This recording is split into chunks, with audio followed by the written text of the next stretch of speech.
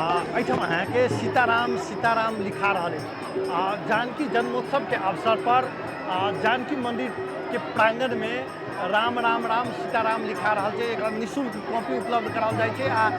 देख सकै छी यहाँ जे बच्चा सब अहाँके एहिठाम अहाँके राम राम राम लिख रहल छै। उ सब अहाँके एकदम प्रसन्नता से एहिठाम पूरे जानकी मंदिर में भीड़ लागल छै लिखा वाला के, खासकर महिला सबके सेहो देखल जाइ छै। उ सब अहाँके लिख रहल छथिन। हम कहबै बौआ एक बेर कनी देख दिए त एक रति।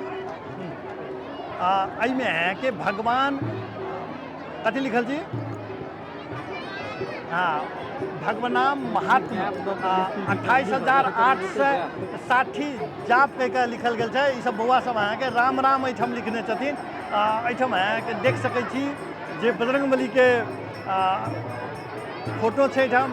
गीता प्रेस गोरखपुर एकरा निकालने छै। सबके यहिना छै जे राम राम राम राम राम सब अहाँके एहिठाम लिखने छै। कतौ कतौ सीता सीता सीता सेहो देखल जा रहल छै। अहिना अहाँके सब ठाम देखल जाइ छै जे लिखू अहाँके नाम केना लिखा रहल छै।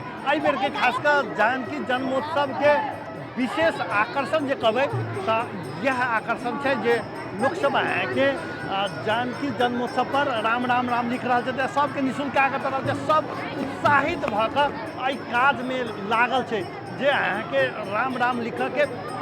ओना एहिठाम जानकी मंदिर में सीताराम के भजन अहाँके अखंड भजन अहाँके वर्षों से चलि रहा है। लेकिन लिखऽ के परंपरा पहिल बेर एहि प्रकार से एहि समूह में देखल गेलिए से देख सकै छियै। चारू कात जतऽ देखबै ततऽ अहाँके ये सीताराम सीताराम कऽ कऽ ओ सब अहाँके लिख रहल छथिन।